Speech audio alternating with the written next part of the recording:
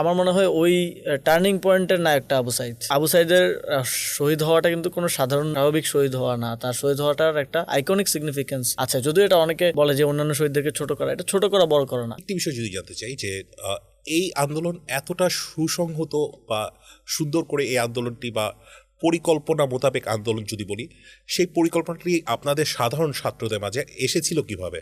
2018 সালে এরকম একটি আন্দোলন হয়েছিল, সেটি আসলে কাজ করেছে কিনা এই প্রেক্ষাপটকে?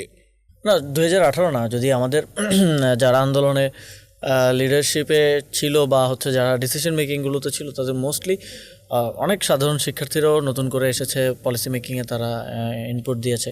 কিন্তু মোস্টলি যারা ক্যাম্পাসে 2018 সাল বা পরবর্তী সময়ে 2017 সাল এর পরবর্তী সময়ে বিভিন্ন ধরনের স্টুডেন্ট অ্যাক্টিভিজম, ক্যাম্পাসের গণরুম গেস্টরুম সমস্যা, আমাদের জাতীয় যেই সমস্যাগুলো আছে, তারপর ফ্যাসিবাদের বিরুদ্ধে আমরা আয়নাঘর নিয়েও যখন রিপোর্টটা আসে 2022 সালে সম্ভবত, তখন আমরা প্রোগ্রাম করেছিলাম।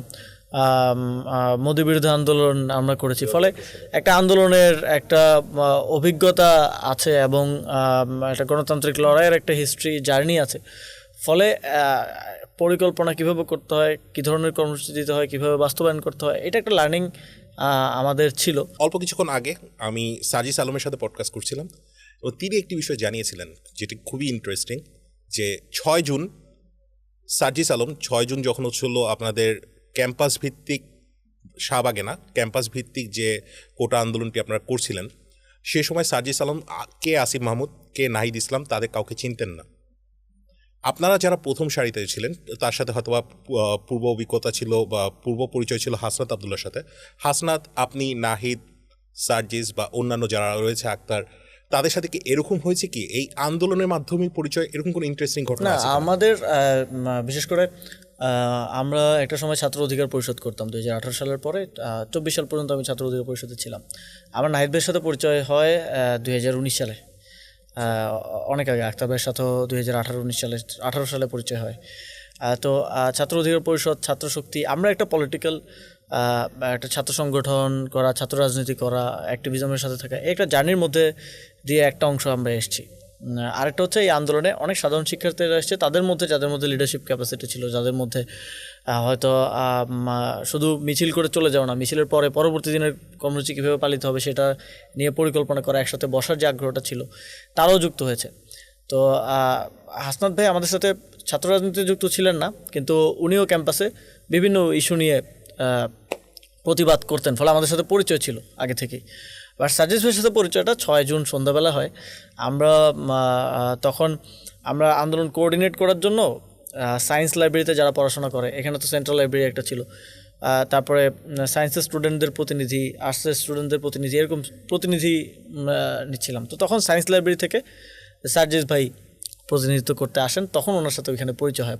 আপনার সাথে যখন কথা বলছি, একটি ছবির কথা আমার মাথায় আসছে, যে সোশ্যাল মিডিয়ায় বিশেষ করে ফেসবুকে একটি ছবি দেখেছিলাম যে আপনি অনেকগুলো ট্রাকের সামনে দাঁড়িয়ে আছেন এবং সেখানে আসলে বোধহয় চাকরি সংক্রান্ত কোনো রকমের কোনো একটা বিষয় নিয়ে কথা বলছিলেন, যে পড়ালেখা শেষ হয়ে যাচ্ছে, চাকরি করতে হবে। আপনার নিশ্চয়ই খেয়াল আছে, এরকম একটা ক্যাপশনও ছিল।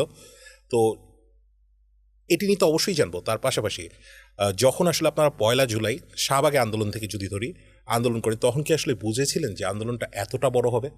প্রথমে আসলে ওই ছবিটার ডেসক্রিপশন। না, প্রথমত ওই আমি একটা লেগুনার সামনে দাঁড়িয়ে, আমি মাঝে মধ্যে একটু সোশ্যাল মিডিয়াতে একটু সার্কাজম করি, যদি আপনি ফলো করেন আপনি দেখবেন আমি ইভেন অনেক বেশি পরিচিত হয়ে যাওয়ার পরেও এটা করি।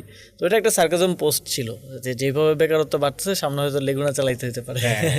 তো আমি এরকম সার্কাজম, মানে আমি প্রতিবাদটাকেও সার্কাজমের মাধ্যমে আগেও করেছি, এখনও মাঝে মধ্যে করি আর কি, সোশ্যাল মিডিয়াতে আর কি। তো ওইটাও ওরকম একটা জিনিস ছিল। আর যখন আন্দোলনটা শুরু হয়, আমার কাছে সরকারি চাকরি করাটা পাওয়াটা এটা বড় ইস্যু ছিল না ব্যক্তিগতভাবে যদি বলেন। সাজিদ ভাই, হাসনাত ভাই রিটার্ন টিকে ছিলেন বিসিএসে, তো ওনারা ভাইবা দিবেন এরকম একটা সিচুয়েশন ছিল। তো ওনাদের জন্য হয়তো একটা পার্সোনাল জায়গা থেকে যে 56% কোটা হইলে এটা কিভাবে, এবং আরেকটা বোঝাপড়ার জায়গা থেকে যে স্টুডেন্টদের দেশের জন্য এই প্রতিবাদটা করাটা জরুরি, ওই জায়গা থেকে ওনারা। বাট আমার জায়গা থেকে আমি কখনো গভর্নমেন্ট জব করার আমার মানে ইচ্ছা ছিল না। আমার ইচ্ছা ছিল আমি একজন উদ্যোক্তা হব, এটা আমার স্বপ্ন ছিল। এবং সেটা নিয়ে কাজ করার চেষ্টা করতেছিলাম, একটু আইডিয়েশন করতেছিলাম অ্যান্ড ফ্রেন্ডদের সাথে আড্ডা আলাপ করতেছিলাম, বোঝার চেষ্টা করতেছিলাম। তো এর মধ্যেই গণঅভ্যুত্থানের সময়টা আসলো। তো আমার প্রথম থেকেই এই আন্দোলনে, তারপরে আমি এই আন্দোলনে কেন আসলাম, যেহেতু কোটা নিয়ে আমার ইন্টারেস্ট নাই।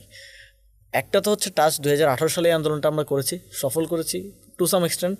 প্রথম এবং দ্বিতীয় শ্রেণীতে তো কোটাটা বাতিল করা হয়েছিল, তৃতীয় চতুর্থ শ্রেণীতে তাও কিন্তু একই রকম ছিল। তো ওইটার একটা টাচ ছিল যে আমরা এটা সফল করলাম, এটা আবার ব্যর্থ হচ্ছে। দ্বিতীয়ত ওই যে স্টুডেন্ট অ্যাক্টিভিজমের জায়গা থেকে যে মানুষের জন্য কিছু করা, স্টুডেন্টদের জন্য কিছু করা, ওই আগ্রহের জায়গাটা থেকে আসা।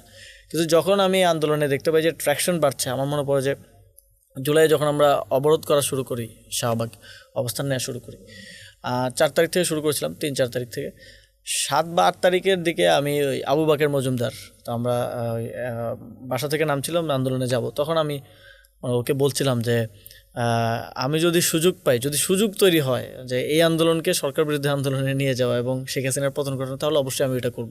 কারণ আমার ইন্টারেস্ট মোর হচ্ছে কোটার থেকে বেশি সরকার বিরোধী আন্দোলনের জায়গাটা এবং এই সরকারের ফ্যাসিবাদী সরকার পতন ঘটানোর। এই যে জুলাই আন্দোলন, আপনি বলেছিলেন যে আপনি 7 আগস্ট মানে 7 জুলাইয়ের পরেই আসলে এটা সরকার পতনের আন্দোলনের দিকে রূপ যাতে নেয়, ফ্যাসিবাদে যাতে পতন হয় সেটি কথা বলছিলেন। কোনটাকে আসলে টার্নিং পয়েন্ট মনে করেন? বিভিন্ন স্তর অবশ্যই আছে, কিন্তু কখন আসলে বুঝলেন যে এটি সরকার পতনের আন্দোলনের দিকে যাচ্ছে এবং কোন বিষয়টাকে আসলে টার্নিং পয়েন্ট মনে করেন, এবং এই টার্নিং পয়েন্টের হিরোটাকে? আমার মনে হয় ফাইনাল টার্নিং পয়েন্টটা অনেকগুলো ঘটনা, যেমন ঢাকা বিশ্ববিদ্যালয়ে যখন হামলাটা শুরু হয় তখন এক ধরনের কনফ্লিক্ট ইভেন আন্দোলনকারীদের মধ্যেও, ডিসিশন মেকারদের মধ্যেও।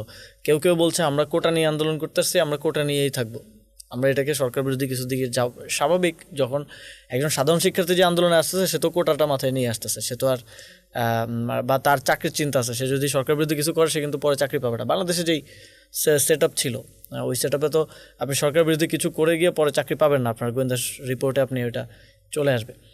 তো একটা অংশ ছিল যে আন্দোলনটাকে সরকার বিরোধী আন্দোলনে কেন হচ্ছে, কেন আমরা ওইদিকে যাচ্ছি। আরেকটা অংশ আমরা যারা স্টুডেন্ট পলিটিক্সের সাথে আগে থেকে জড়িত ছিলাম, যাদের একটা ওই সেন্টিমেন্ট আগে থেকেই ছিল সরকার বিরোধী, তাদের একটা ছিল, তারা প্রো আন্দোলনটাকে মোর সরকার বিরোধীর দিকে নিয়ে যাওয়ার একটা ইন্টেনশন ছিল। তো এই দুই ধরনের চিন্তা ছিল ঢাকা বিশ্ববিদ্যালয়ে যখন 14 তারিখ এবং 15 তারিখ হামলা হলো তারপর পর্যন্ত।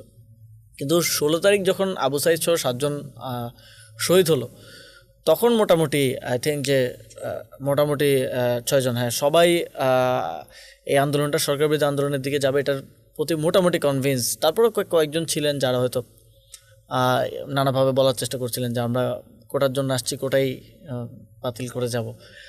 বাট আমার মনে হয় ওই টার্নিং পয়েন্টের নায়কটা আবু সাইদ। আবু সাইদের শহীদ হওয়াটা কিন্তু কোনো সাধারণ স্বাভাবিক শহীদ হওয়া না, তার শহীদ হওয়াটার একটা আইকনিক সিগনিফিকেন্স আছে। যদিও এটা অনেকে বলে যে অন্যান্য শহীদদেরকে ছোট করা, এটা ছোট করা বড় করা না। কারণ ওই যে তার যে ছবিটা হাত প্রসারিত করে দিয়ে এবং ওই ইনস্ট্যান্ট ওই টাইমে তাকে গুলি করে ওই জায়গাতেই লুটিয়ে পড়া, এটার একটা সিগনিফিকেন্স আছে, এটার একটা আবেদন আছে। ফলে মানুষ ফিল করছে যে এই ছেলেটা যেভাবে জীবন দিল, তার এই জীবন দেওয়াটাকে কোনোভাবেই আসলে বৃথা যেতে দেওয়া যাবে না।